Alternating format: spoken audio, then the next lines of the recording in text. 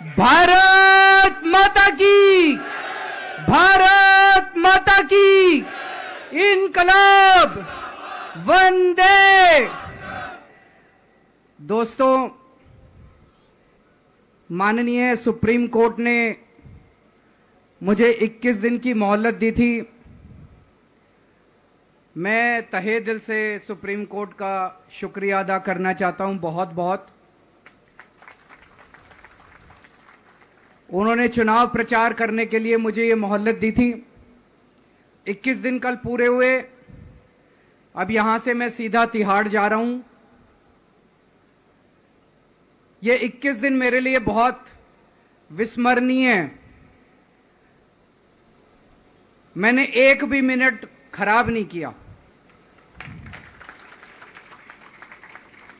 रात दिन 24 घंटे देश को बचाने के लिए प्रचार किया है।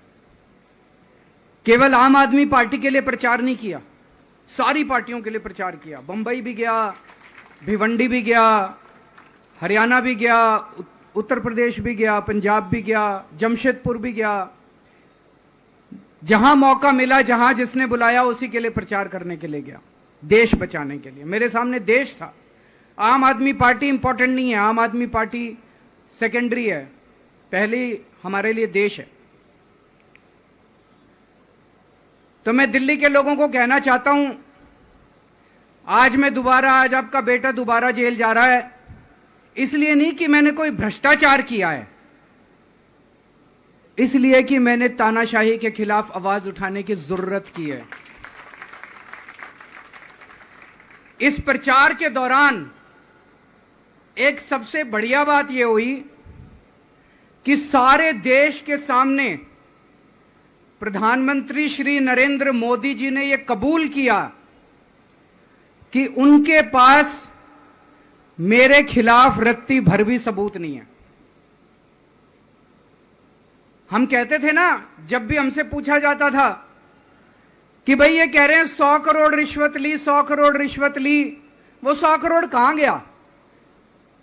500 से ज्यादा जगह तुमने रेड मार ली, कहीं चवन्नी मिली हो, अठन्नी मिली हो, 1 रुपया मिला हो, कहीं हमने खर्च किया हो, कहीं कैश पड़ा हो, कहीं लॉकर में मिला हो, कहीं स्विस बैंक में मिला, कहीं चवन्नी नहीं मिली, तो पैसा कहां गया? तो एक टीवी चैनल के इंटरव्यू में उस टीवी वाले ने मोदी जी से पूछा कि प्रधानमंत्री जी, ये केजरीवाल चारों तरफ कहता घूम रहा है कि आपके पास उसके खिलाफ कोई सबूत नहीं है, आपके पास उसके खिलाफ कोई रिकवरी नहीं है, फिर आपने उसको गिरफ्तार कैसे कर रखा है? पता है प्रधानमंत्री जी ने क्या कहा? प्रधानमंत्री जी कहते हैं, मैं मानता हूं कि केजरीवाल के खिलाफ कोई सबूत नहीं है, मैं मानता हूं कि केजरीवाल के खिलाफ कोई रिकवरी नहीं है, क्योंकि केजरीवाल अनुभवी चोर है। चलो मान लिया मैं अनुभवी चोर हूं, तुम्हारे पास सबूत तो नहीं है, तुम्हारे पास रिकवरी तो नहीं है, तो यूं ही डाल दिया मेरे को जेल में, बिना सबूत के डाल दिया मेरे को जेल में, बिना रिकवरी के डाल दिया जेल में। देश के इतिहास में 75 साल में सबसे ज्यादा बहुमत से आई हुई सरकार है।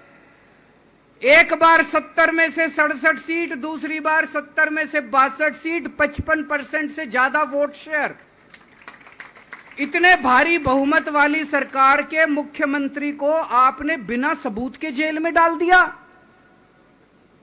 यही तो तानाशाही है कि जिसका मन करेगा मैं उसी को जेल में डाल दूंगा, जिसका मन करेगा उसी को जेल में डाल दूंगा। और पूरे देश को मैसेज दे दिया कि अगर मैंने केजरीवाल को फर्जी केस में जेल में डाल दिया तो तुम्हारी तो औकात ही क्या है, किसी को भी पकड़ के जेल में डाल दूंगा। इसी तानाशाही के खिलाफ लड़ रहा हूं मैं, और इस किस्म की तानाशाही अपने देश को बर्दाश्त नहीं है। भगत सिंह ने कहा था ना कि जब सत्ता तानाशाही हो जाए तो जेल जिम्मेदारी बन जाती है, सबकी जिम्मेदारी है जेल में जाना, इसके खिलाफ आवाज उठाना। भगत सिंह के चेले हैं। भगत सिंह देश को बचाने के लिए, देश को आजाद कराने के लिए जेल गए थे। भगत सिंह देश को आजाद कराने के लिए फांसी पे चढ़े थे, हम देश को बचाने के लिए जेल जा रहे हैं। इस बार जब जा रहा हूं, मुझे नहीं पता अब मैं कब वापस आऊंगा, मुझे नहीं पता ये क्या करेंगे मेरे साथ जेल में, लेकिन मुझे कोई परवाह नहीं है, जो मर्जी करें। अगर भगत सिंह फांसी पे चढ़ गए, मैं भी फांसी पे चढ़ने के लिए तैयार हूं। मेरे शरीर का एक एक कतरा इस देश के लिए है, मेरे शरीर के खून की एक एक बूंद इस देश के लिए है, मेरे जीवन का एक एक पल देश के लिए।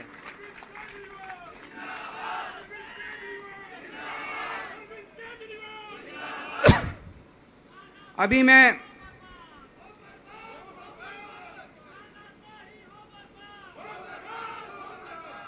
अभी राजघाट गया था सभी साथियों के साथ। महात्मा गांधी की समाधि पे हम लोगों ने श्रद्धांजलि दी। गांधी जी ने इस हमारे देश से तानाशाही का अंत किया था, वो हमारे लिए प्रेरणा स्रोत हैं। उसके बाद हम कनॉट प्लेस गए, हनुमान मंदिर, वहां पे हमने हनुमान जी के मंदिर में जाके हनुमान जी का आशीर्वाद लिया। 4 तारीख को भी मंगलवार है, भली करेंगे बजरंग बली, करेंगे कि नहीं करेंगे? बोल बजरंग बली की। इनका नाश करेंगे, तानाशाहों का नाश करेंगे। अपने को किसी व्यक्ति विशेष से अपनी कोई दुश्मनी नहीं है, अपनी दुश्मनी तानाशाही से है, तानाशाही बर्दाश्त नहीं है अपने को।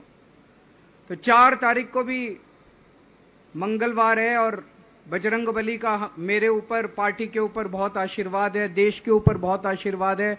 मैं प्रार्थना करने गया था बजरंग बली को कि हे बजरंग बली, मेरे देश को बचा लो।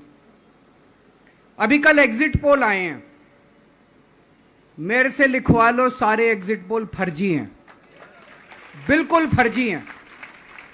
एक एग्जिट पोल वाले ने राजस्थान में टोटल 25 सीट है, उसमें 25 में से 33 दे दिए उन्होंने बीजेपी को। ऊपर से आया होगा भाई बीजेपी को ज्यादा देने हैं, तो उसने कहा मोदी जी क्या याद रखोगे आप भी, आपको 25 में से 33 दे दिए। तो पूरा का पूरा फर्जी है, पूरा एग्जिट पोल फर्जी है। लेकिन असली मुद्दा ये है, इनको गिनती से 3 दिन पहले फर्जी एग्जिट पोल कराने की क्या जरूरत थी, ये समझने वाली बात है। मेरे को भी समझ नहीं आया, कई सारे लोगों की कई सारी बातें चल रही हैं। एक ये चल रहा है कि इन्होंने मशीनों का घोटाला कर दिया, लेकिन मैंने संदीप पाठक को भी बोला है और मैं सारे इंडिया गठबंधन की पार्टियों को बोलना चाहता हूं, अपने अपने काउंटिंग एजेंट को बोल दो, पूरी तरह से सतर्क रहे। आखिरी तक अगर हार भी रहे हैं तब भी उठ के ना आए। कई बार क्या होता है, 1 राउंड में, 2 राउंड में, 3 राउंड में हार गए तो उठ के चले जाते हैं, उठ के नहीं जाना। सबसे लास्ट में रैंडम जितने बूथ होते हैं, ईवीएम मशीन होती है, उसकी पर्चियां पड़ती हैं। उन पर्चियों में से 5% पर्चियां उठाई जाती हैं। उन 5% ईवीएम की मैचिंग वीवीपैट की स्लिप से कराई जाती है।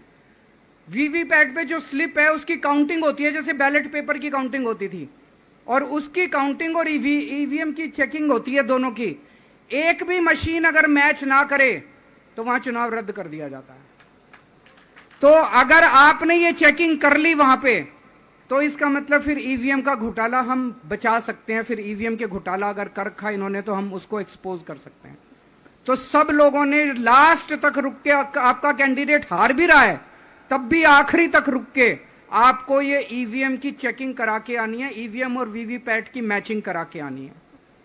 एक थ्योरी ये चल रही है कि इन्होंने इतना ज्यादा सीटें इसलिए दिखाई क्योंकि इनके लोगों ने शेयर मार्केट में इन्वेस्ट कर रखा है, और कल जब शेयर मार्केट खुले तो बम्पर होगा, तो ये अपने शेयर बेच बाच के खुद तो निकल लेंगे। बाकी एक थ्योरी ये चल रही है कि अफसरशाही पे दबाव डालने के लिए अगले 3 दिन में अफसरों से उल्टे सीधे काम कराने के लिए एक माहौल बना दिया गया।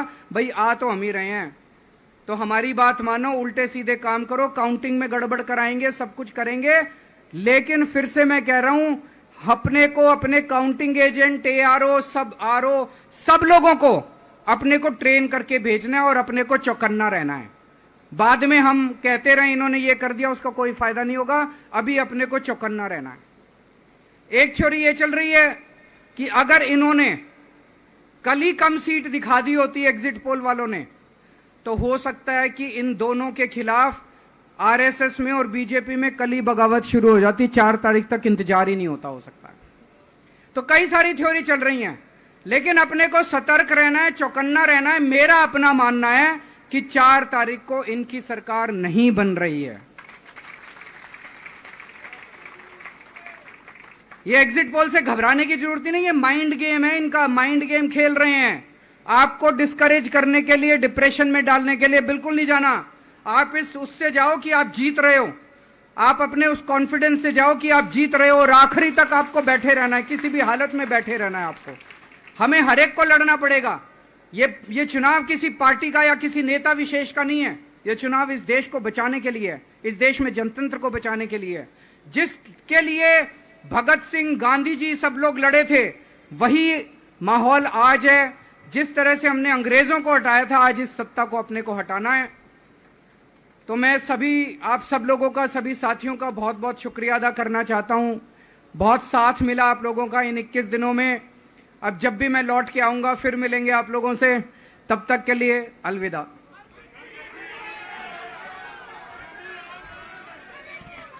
सारे लोग राष्ट्रगान के लिए खड़े हो जाएंगे। राष्ट्रगान। जनगण मन अधिनायक जय हे भारत भाग्य विधाता। पंजाब सिंध गुजरात मराठा द्राविड़ उत्कल बंग विंध्य हिमाचल यमुना गंगा उज्ज्वल जलधि तरंग। तव शुभ नामे जागे तव शुभ आशीष मांगे गाहे तव जय गाथा। जनगण मंगल दायक जय हे भारत भाग्य विधाता। जय हे जय हे जय हे जय जय जय जय हे। भारत माता की। अरविंद केजरीवाल, अरविंद केजरीवाल। हम सारे सर को छोड़ने जाएंगे साथ में, जिन जिन को जाना है पीछे आप लोग आ सकते हैं। झंडा